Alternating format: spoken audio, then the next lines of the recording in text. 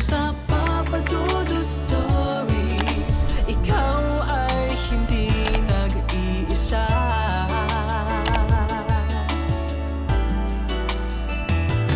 Dito sa Papa Dudut Stories, may nagmamahal sa'yo. Papa Dudut Stories, Papa Dudut Papa Dudut. Sa lahat po ng mga nakatutok ngayon, huwag pong kalimutan mag-like, mag-share at mag-subscribe. Maraming salamat po sa inyong lahat.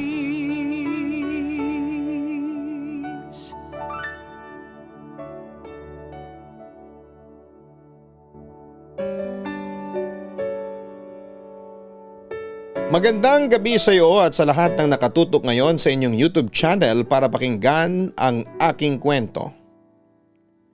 Tawagin mo na lamang ako sa pangalang Rodel. 39 years old na ako sa ngayon. May asawa at 4 na anak na pawang mga babae. Nakatira dito sa Elysian, Marulas, Valenzuela City at nagtatrabaho bilang security guard na naka-assign sa isang mall sa Caloocan City. Napasulat ako sa inyo kasi gusto kong mag-share ng aking kwentong kababalaghan na totoong nangyari sa akin. May malaking pitak sa puso ko ang mga matatanda.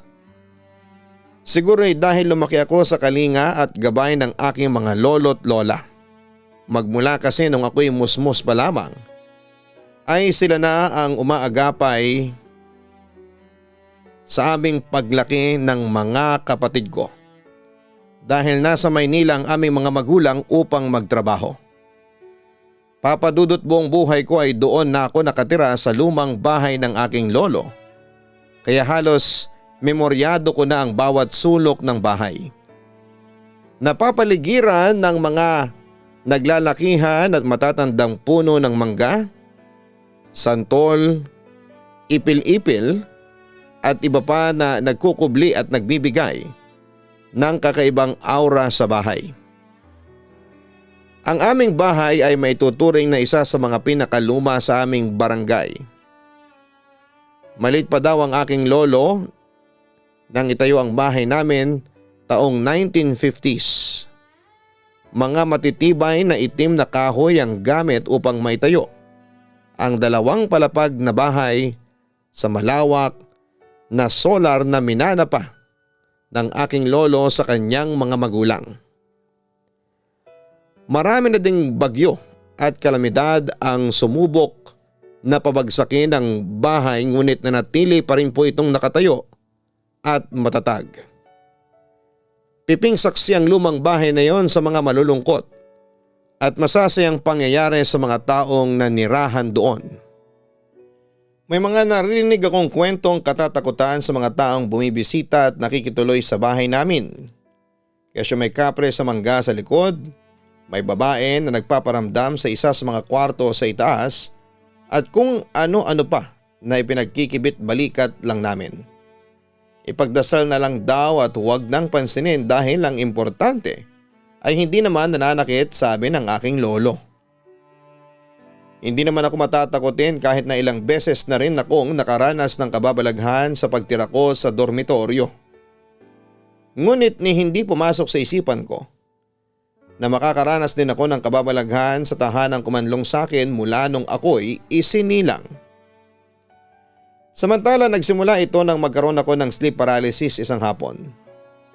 Katunayan, ilang beses na rin akong nagkaroon ng sleep paralysis simula nung tumungtong ako sa edad na 13. Pero eto yung pinaka natakot ako. I-discuss ko muna sa inyo, Papa Dudut, yung sleep paralysis ko.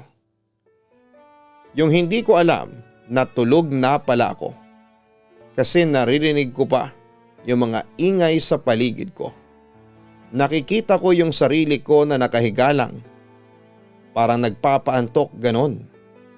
Malalaman ko na lamang natulog ako pag hindi na ako makagalaw. Kapag hindi na ako makagalaw ay pinipilit ko na igalaw yung mga daliri ko sa paa at kamay para magising ako. Kaya madalas ay hindi ako natutulog pag wala akong pasok kasi baka ma-sleep paralysis ako. Pero isang hapon ng Sabado, wala akong pasok sa eskwelahan.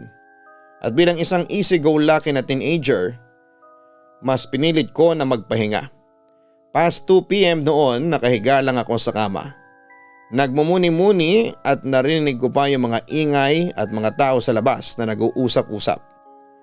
Nakatagilid ako noon tapos ay tumihaya ako ng higa. Pero mga ilang segundo ang lumipas ay hindi na ako makagalaw. Pinipilit ko nang igalaw ang mga daliri ko sa kamay at paa kaso wala. Pinikit ko yung mga mata ko. Pagdilat ko ay may babae na nasa uluhan ko na may katandaan na dahil sa puti na buhok nito. Sobrang lapit ng mukha niya sa mukha ko kaso hindi ko maaninag ang itsura kasi malabo. Nagsalita siya. Sabi niya akala ko ay tulog ka na. Sabay lipat sa paanan ko. Ramdam ko yung galaw ng kama paglipat niya sa pwesto sa paanan ko. Tapos ay nakatagilid siyang umupo sa paanan ko. Nagsimula siyang tumawa hanggang yung tawa ay naging pang horror movie. Yung parang tunog ng makalumang pinto pag binubuksan at sinasarado. Ganon yung tunog ng tawa niya. Pumikit ako at parang unti-unting lumalapit yung tunog sa akin. Kaya pinilit ko na igalaw ang mga daliri ko sa paa at kamay. Nagalaw ko yung paa ko pero yung kalahati ng katawan ko ay hindi ko pa maigalaw. Para na itong paralisado. Hindi nga nagtagal ay nagawa kong igalaw ang mga daliri ko sa magkabilang kamay papadudot. Nagising ako at nagulat muntik na akong mahulog sa kama. Bumangon ako at pinilit nang hindi humiga kasi baka makatulog na naman ako nang hindi ko namamalayan. Lumabas ako ng kwarto at pumunta ako ng sala at doon ay nakita ko sina mama at tita Mideng na nag-uusap tungkol sa isa nilang kamag-anak na kamamatay lang. Pero tumigil ang usapan nila nang makita nila ako. Anong nangyari sa iyo, Rodel? Nagtatakang wika ni mama nang mapansin niyang pawis na pawis ako at takot na takot. Ma, pagising ko po kanina. Nakita po kong multo ng babae sa kwarto ko. Tapos hindi ko maigalaw kanina ang buong katawan ko. Sumbong ko habang naiiyak. Sleep paralysis na nangyari sa iyo, Rodel. Wika naman ni Tita Mideng. Nakita mo ba yung itsura ng babaeng nagpakita sa iyo? Maya-maya'y tanong niya sa akin. Hindi po. Malabo po kasi ang mukha niya. Pero parang kasing edad niya po siya. Sagot ko naman. Nagkatinginan lamang noon ang mama ko at si Tita Mideng. Pagkatapos noon ay hindi na sila nagsalita patungkol sa karanasan ko. Inutusan lang ako ni mama na maligo tapos ay kumain ng merienda. Baka raw kasi nagugutom lamang ako. Kaya ako nagkaroon ng sleep paralysis. Sinunod ko naman si mama, naligo ako at kumain ng merienda. Pero pagsapit ng gabi ay naroroon pa rin ang takot ko sa dibdib. Na kapag sinubukan ko ulit na matulog ay mangyayari ulit sa akin yung tinatawag na sleep paralysis. Sinikap kong huwag matulog sa pamamagitan ng paglalaro noon ng computer games sa loob ng kwarto ko. Pero pagsapit ng alas 4 ay nakatulog ako nang hindi ko namamalayan. Buti na lamang at hindi ako nagkaroon ng sleep paralysis ng mga sandaling yon. Samantala lumipas ang ilang buwan ay nakalimutan ko na yung naranasan kong sleep paralysis. Ngunit isang araw ay kinausap ako ni mama na kailangan daw niyang umuwi ng probinsya dahil kailangan daw siya ni Lolo Ipe. Kaya noong araw ding yon ay umalis siya at iniwan ako noon sa pangangalaga ni Tita Mideng. Unang gabi ay wala si mama, nanood lamang kami ng TV ni Tita Mideng. Inabot kami ng hating gabi sa panonood ng isang palabas sa telebisyon. Nakaupo siya sa mahabang sofa na malapit sa nakabukas na bintana sa likod ko habang nasa pang-isahang upuan naman ako, nakaupo na malapit sa telebisyon. Habang abala akong nanonood ay bigla akong kinilabit ng tiyahin ko kaya lumingon ako sa kanya. Nagtataka ako sa nakita kong ekspresyon sa mukha niya. Tila ibinabad sa suka ang mukha niya sa sobrang putla. Nalalamig din ang kamay niyang nakahawak sa braso ko. Daig pa ang yelo. Inaya niya akong umakyat at agad na sinunod ko naman. Sa isip ko habang tahimik kaming umaakyat ay baka masama ang pakiramdam niya. Nasa itaas na kami at naghahanda ng matulog nang ikwento niya ang kanyang nakita. Habang abala daw ako nanonood ay naramdaman niyang may malamig na hanging dumampi sa likuran niya. Kaya lumingon siya. Halos hindi siya makahinga sa kanyang nakita.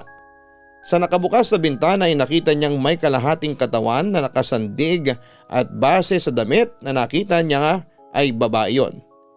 Tila daw makaluma ang suot at nakaagaw sa atensyon niya ang singsing na nakasuot sa daliri ng babae dahil nakalaylay ang kamay nito. Magkahalong takot at pagtataka ang naramdaman ko, Papa Dudut. Imposible namang nakikinood ang babae na yon dahil hating gabi na at may mga aso kami na siguradong kakahol kapag may pumasok sa aming bakuran. Kaya't sino ang babaeng yon na nakita ng tiyahin ko? Lumipas nga ang 1 linggo at hindi pa rin noon umuwi si Mama. Ang buong akala ko ay magiging normal ang araw ko. Ni hindi ko na paghandaan na makakaranas pala ako ng kababalaghan ng araw na yon. Isang hapon yon habang ako'y naglilinis sa itaas at nagbubunot ng sahig. 2 silid ang naroon at may malaking sala na ang sahig ay makinis na tabla. Tahimik akong nililigpit ang mga kalat at nilalagay sa isang lumang aparador. Nang matumbang walis tambo na nakasandig sa dingding, kaya lumapit ako at pinulot ko yon. Pagyuko ko ay may nakita ko nakatayo sa likod ko na tanging laylayan ng mahaba niyang damit ang nakita ko. Tumayo agad ako at lumingon sa likod ko ngunit wala akong nakita. Umahon ang takot sa dibdib ko ngunit inisip ko na baka yung kapatid kong babae ang nakita ko at pinaglalaruan lamang ako.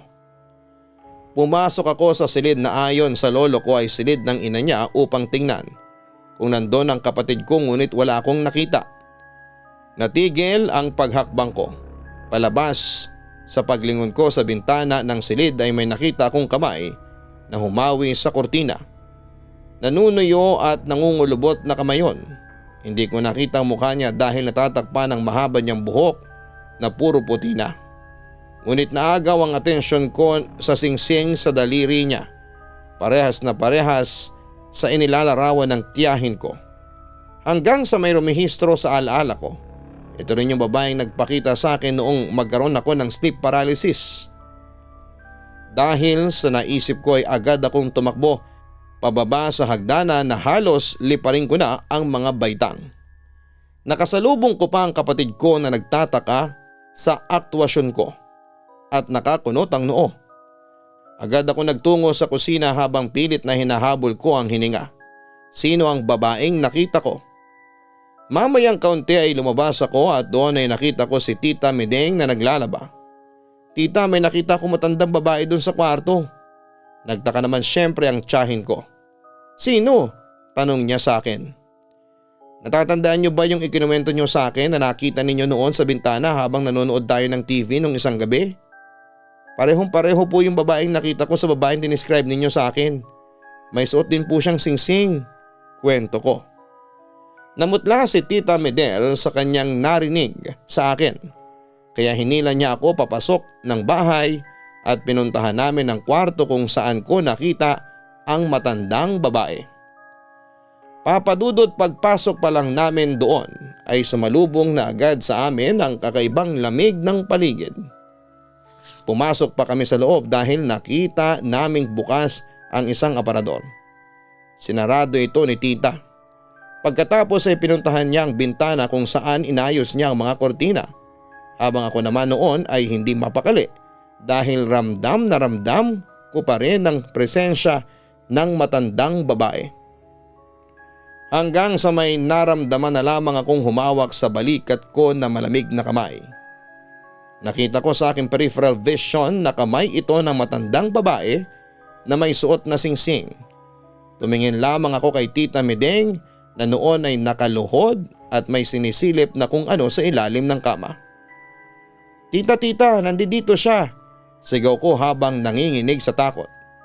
Nakita ko namang mabilis na tinanggal ng matandang babae ang kanyang kamay. At nang lumingon ako ay nakita ko itong lumulutang na nakatalikod at palabas ng kwarto. Mabilis ang kanyang paglabas. Nawala siyang bigla ng tiyempong bumaling na sa akin si Tita Medeng. Anong problema, Rodel? Nasaan na siya? Wika niya sa akin. Lumabas na po ng kwarto, tita. Hinawakan niya ako sa balikat. Umiiyak kong sabi sa kanya. Sa puntong yon ay niyakap na ako ng tiyahin ko. Hindi natin alam kung ano ang pakay niya. Kung bakit siya nagpapakita sa atin. Pero wag tayong matakot, Rodel. Baka kamag-anak natin siya at naniniwala ako na hindi niya tayo sasaktan. Wika ni Tita Medeng para mawala ang takot ko sa dibdib.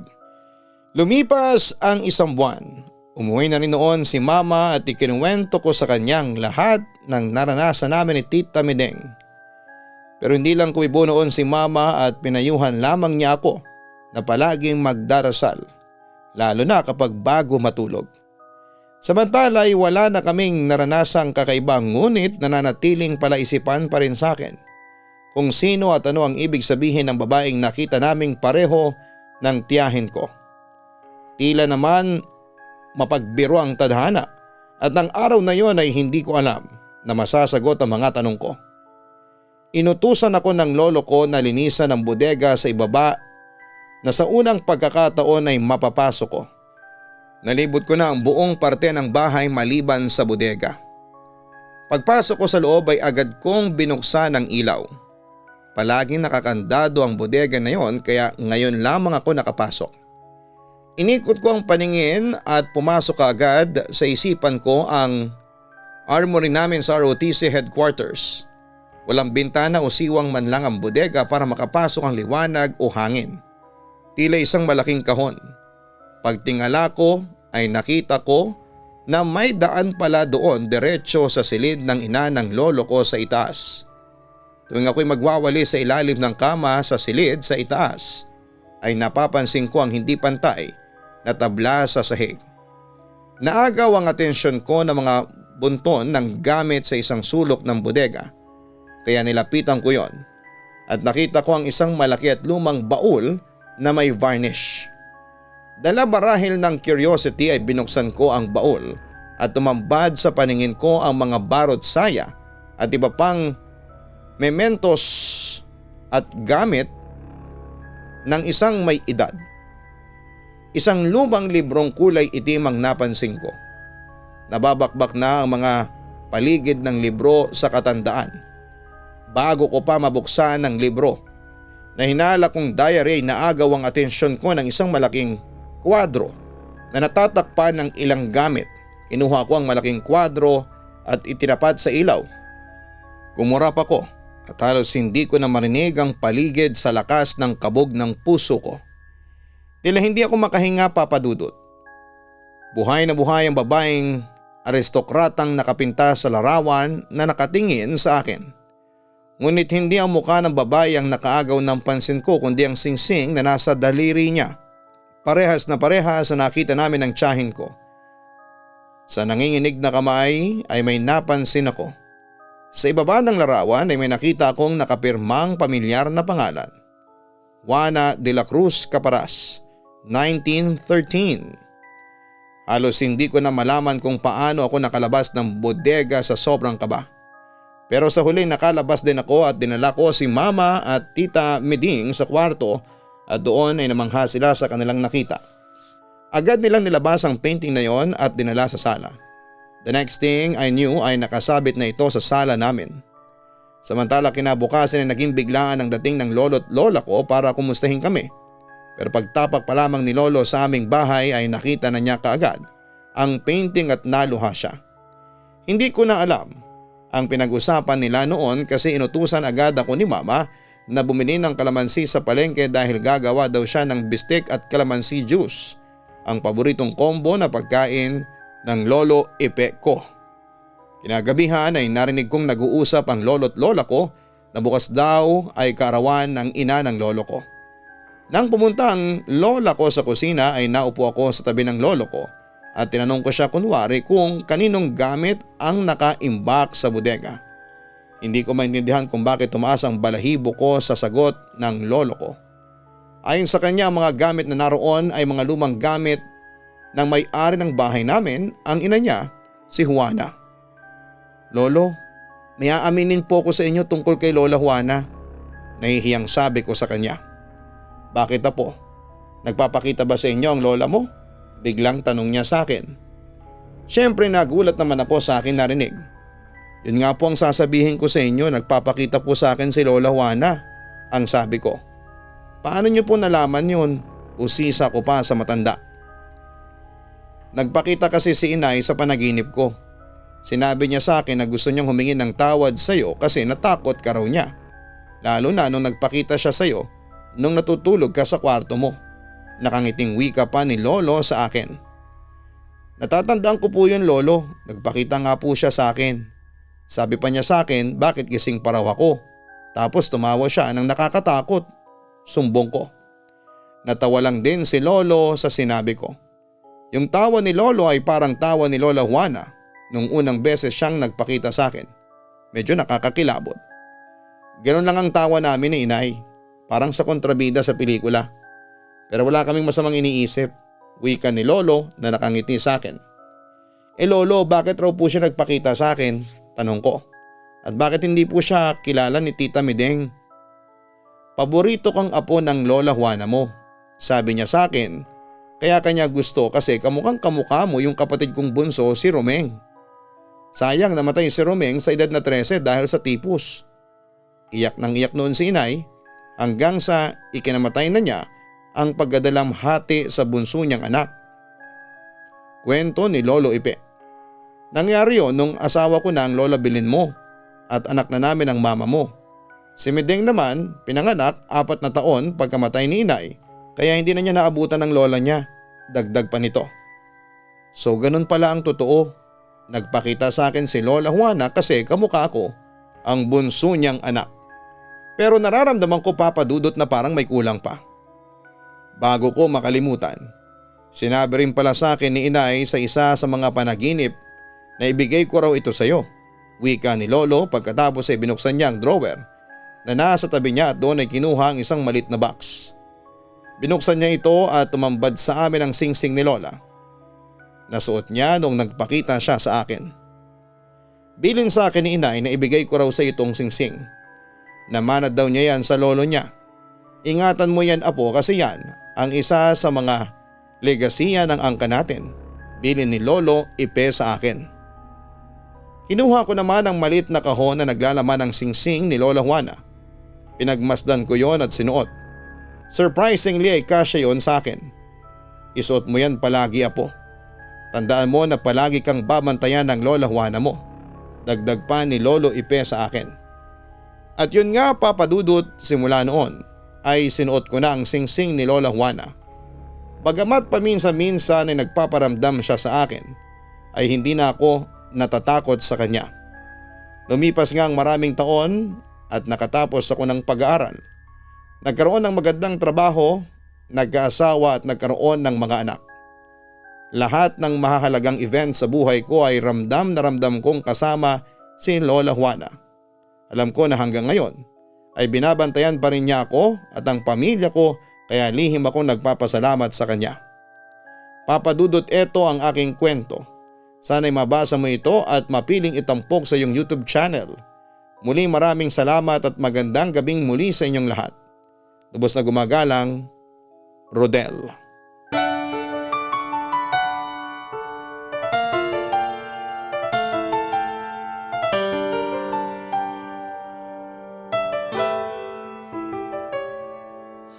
Ang buhay ay mahiwaga, laging may lungkot at saya. Sa Papa Dudut Stories, laging may karamay ka.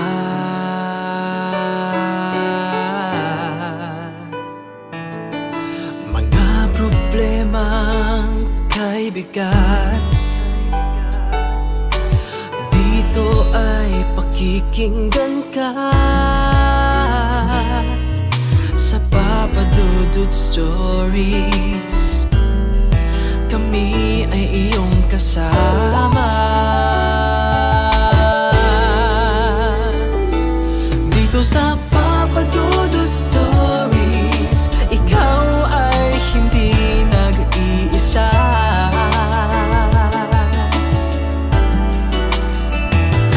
Dito sa Papa Dudut Stories, may nagmamahal sa'yo. Papa Dudut Stories, Papa Dudut Stories,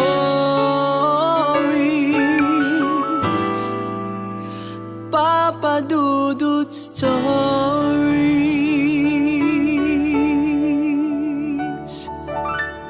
Hello mga ka-online, ako po ang inyong si Papa Dudut. Huwag kalimutan na mag-like, mag-share at mag-subscribe. Pindutin ang notification bell para mas maraming video ang mapanood ninyo. Maraming salamat po sa inyong walang sawang pagtitiwala.